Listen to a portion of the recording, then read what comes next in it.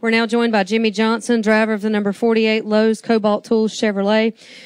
Jimmie, obviously 9 wins here at Dover. This is certainly your track. You sit fourth in points right now, so obviously in a position to move to the next round of the chase for the NASCAR Sprint Cup.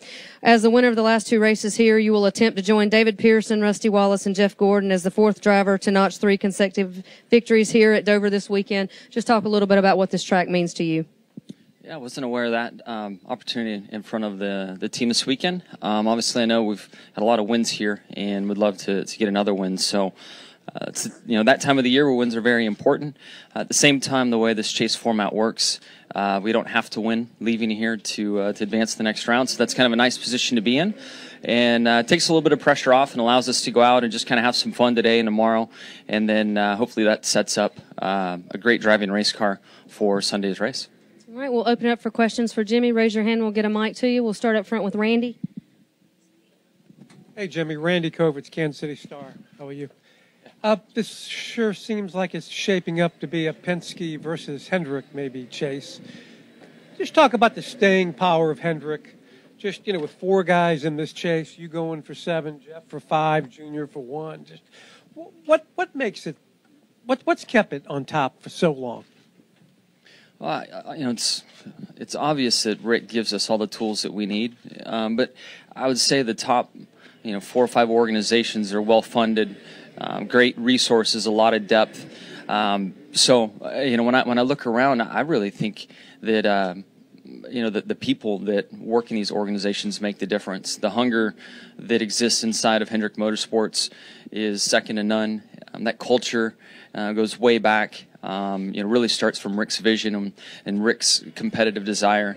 And then individuals and, department heads and employees as they've come along have all taken great pride in that, have kind of kept that culture alive. And, I feel like I'm someone that showed up was forced to perform in short order. I knew that I needed to, coming in and being in the position I was, driving Jeff's cars, being handpicked, and that just kind of shows the culture that exists in the company. I knew the pressure was there and had the tools and the environment to succeed, and was able to take advantage of it. And that environment to succeed is something we pride ourselves on, and that's an environment we try to create.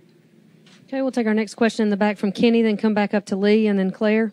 Kenny Bruce with NASCAR.com. Jimmie, talking about that culture and everything, do you ever get burnt out on performing at such a high level? And if so, what do you do to kind of get it all away and start over? When you're performing at that high level, there's no chance of burnout. Man, that's awesome. That's fun. When you aren't running where you want to run and, not having the success that you would like to, that's when it gets tiresome and tough. But honestly, that's when you learn more about yourself. That's when you learn more about your team, more about your organization, and can rally back from that. So as we all know, our season's awfully long, and when you get past that decade mark in the sport, I think you're a true road warrior. And then when I look at guys like Gordon near the 20-year mark or past the 20-year mark, and the success that he has had, the type of year he's having right now, the hunger that he has, there's just a competitive environment in all of us that keeps ticking. And, Jeff is proof that, even after the long, successful career he's had, he's still in position to win another championship. Okay, we'll come back up front to Lee, then go to Claire, then to Steve. Lee Spencer, Motorsport.com. Can you talk a little bit about the rules package and how you perceive, because of the cut of testing, how you'll get up to speed other than the wind tunnel, how you guys expect to get back to where you were? Yeah, we're just going to have to focus harder on our tools. So wind tunnel, 7-post, simulation programs. The Goodyear tire tests are still out there. I'm not sure how those are going to be exactly handled, but that could be an opportunity to if they wanted to allow the whole field to go and get some on-track time, which would be amazing for Goodyear to really get those kind of race time environment conditions for the tire test. I think would be good. So, and I don't know if that's going to happen. That's just an idea that's come about in my mind. The rules package in general, I don't think that any one change is going to make or break the rules package. I think it's a combination of changes: mechanical grip, aero balance, the engine package and gear ratio that they're working on for a long-term vision of bringing costs down. And then a very important piece of the whole puzzle is the tire. So it's not an easy process for NASCAR to juggle all those items and to keep everybody smiling, but I feel that we've made a good step in helping the drivers smile with taking downforce out of the cars, and hopefully that'll allow the tire to soften up, and then we can have fall off. And then I still think the drivers would love to see another big step in the aero department and less aero on the car and a softer tire yet, to really make comers and goers, to really put the importance back on the drivers and the teams. You know, the tires, for the most part, pretty solid, not a lot of give up or fall off in them. And that, in our opinion as drivers, doesn't allow opportunities to pass and passes for the win. It seems like the only issue right now, though, as far as tire testing goes, if you have too much rubber on the track, it really won't give Goodyear the type of information that they need, rather than just 4 or 5 guys like they usually have, maybe 7 tops when you start having 15 and whatever. So are you going to get in a situation where maybe the competitors are depending too much on these Goodyear tire tests, and Goodyear may not get a good reading because there are too many competitors on the racetrack?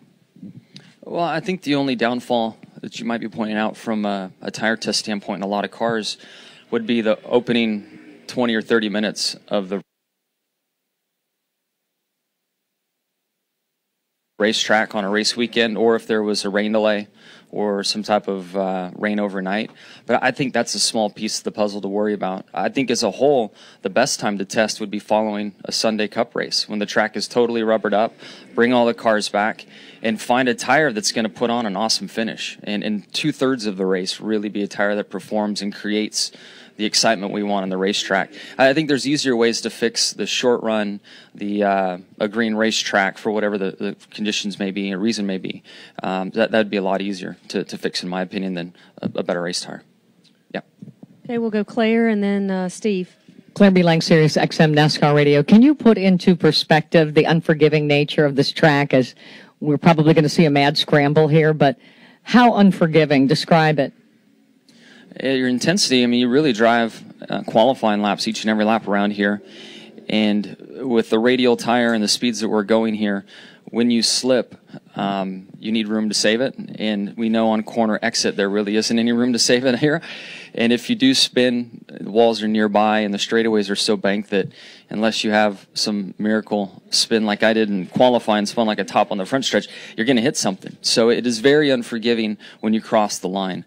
The line is very high up there or out there, and that's what makes this place so much fun, is that you attack and you drive so hard and you get up to the line and build confidence in it, but the second you step over the line, this place eats you.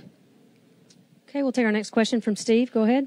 Steve Richards with PRN. Hey, Jimmy, I just wanted to get your thoughts on Tony being cleared by the grand jury, and if he hadn't, what kind of repercussions would that have been for short tracks? I guess I don't understand enough about it all, and what the repercussions for short tracks would be. I still, first and foremost, just don't want to ignore the fact that it was a massive tragedy that took place. The toxicology report is shocking to see. From a friend perspective and worrying about Tony and understanding what he's gone through and how tough this has been on him, I'm sure there's some type of relief that it's kind of done in that respect. But at the same time, coming back to the word family, and even in the remarks I read from Tony, I mean, sure, he feels okay about not having this go any further and there being any legal actions. A civil suit still is out there, and that can happen for any reason, anybody in this room, for whatever they want to do. But the other side of it, it's still first and foremost on Tony's mind that it was an accident, and his heart is still out for the Ward family. And I just echo those same things. It's such a tragedy to have these details come out and people potentially forming sides. There's just no good in that. I mean, it's just been a terrible accident, and we need to pay respect to Kevin Ward Jr. and just kind of, I don't know how you go on, but just move forward. Okay, we'll finish up with Vance and Zach. Go ahead. We'll get a mic to you, Vance. Raise your hand.